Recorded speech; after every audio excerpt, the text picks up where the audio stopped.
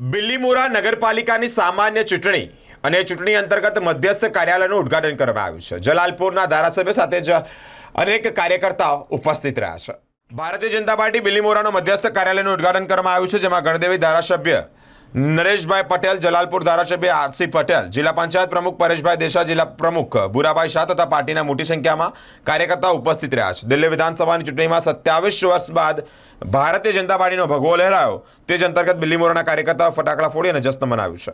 આજે સમગ્ર દેશ અને ભારતીય જનતા પાર્ટી માટે ખૂબ આનંદ અને ગૌરવનો દિવસ છે, કારણ કે દિલ્હીની વિધાનસભાની ચૂંટણીમાં દિલ્હીની પ્રજાજનોએ વડાપ્રધાન શ્રી મોદી સાહેબ પર ભરોસો અને વિશ્વાસ મૂકીને 27 વર્ષના શાસન બાદ, લાંબા સમયગાળા બાદ ફરીવાર ભારતીય જનતા પાર્ટીને સત્તાના સુકાન સોંપ્યા છે। ત્યારે દિલ્હીની પ્રજાને અમે આભાર માનીએ છીએ અને વડાપ્રધાન શ્રી મોદી સાહેબને ખૂબ ખૂબ અભિનંદન આપીએ છીએ। સાથે સાથે આજે બિલીમોરા નગરપાલિકાની આગામી ચૂંટણીમાં વોર્ડ નંબર 6 અને બિલીમોરા શહેરના મધ્યસ્થ કાર્યાલયનું આજે શુભ ઉદ્ઘાટન અમારા ધારાસભ્ય શ્રી નરેશભાઈ પટેલ, જલાલપુરના ધારાસભ્ય શ્રી આરસી પટેલ અને જિલ્લા પંચાયતના પ્રમુખ ભાઈ શ્રી પરેશભાઈ દેસાઈ સાથે પાર્ટીના અનેક પદાધિકારીઓ આગેવાનો સાથે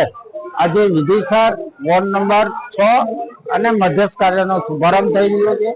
ત્યારે આગામી સમયમાં જે 36 પાર્ટીના ઉમેદવારો છે એને 36 ઉમેદવારોને જીત માટે શુભેચ્છા પાઠવી છે અને અમને આશા પણ છે આ વખતની બિલીમોરા નગરપાલિકામાં 36 ઉમેદવારો ભારતીય જનતા પાર્ટીના સત્તા સ્થાને ફરીવાર બેસે એવો અમને બિલીમોરાના લોકો પર અને જનતા પર પૂરેપૂરો ભરોસો અને વિશ્વાસ છે। આભાર।